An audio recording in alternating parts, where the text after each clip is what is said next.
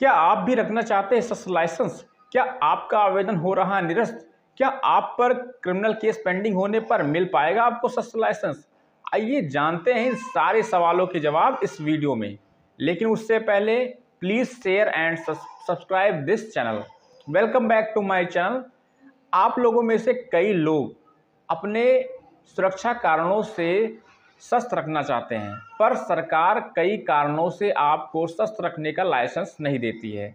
तो अभी हाल ही में इलाहाबाद हाई कोर्ट ने शस्त्र लाइसेंस पर एक ज़बरदस्त फैसला सुनाया है।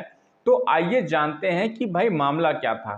तो मामला ये था कि याचिकाकर्ता ने अपने संबंधित जिले में डीएम कार्यालय में शस्त्र लाइसेंस के लिए आवेदन किया और संबंधित जिले के डीएम ने शस्त्र लाइसेंस का आवेदन जो है निरस्त कर दिया।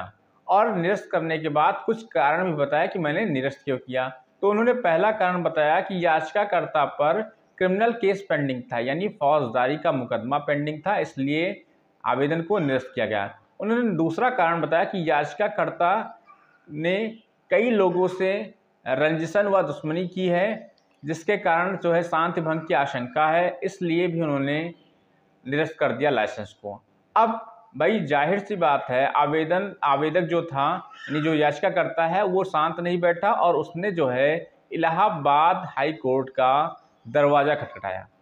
इलाहाबाद हाई कोर्ट की सिंगल बेंच ने उस जिले के संबंधित डीएम साहब थे, उनको ये दिशा निर्देश दिया कि आप 2 माह के भीतर दोबारा इस आवेदन को सुनकर समझकर फैसला सुनाएं, 2 माह के भीतर ही।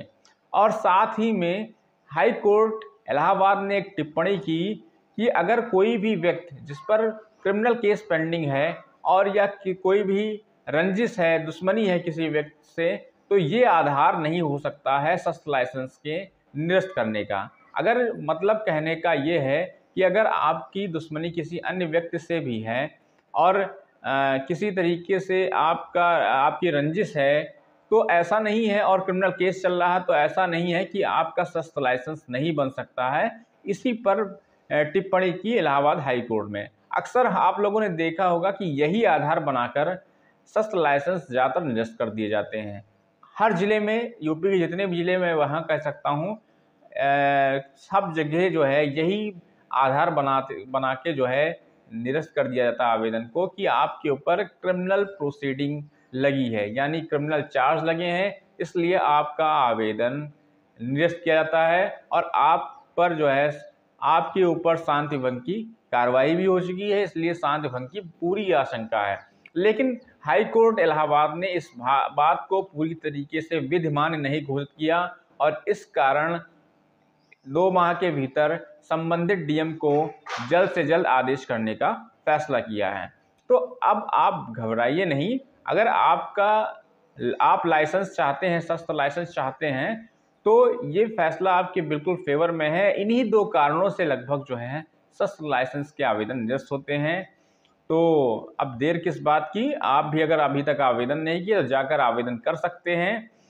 अगर हमारा टॉपिक ये समझ में आया हो, अच्छा लगा हो, तो यार कमेंट ज़रूर करके बताइएगा। एक अगले नेक्स्ट टॉपिक में हम फिर मिलेंगे, तब तक के लिए जय हिंद।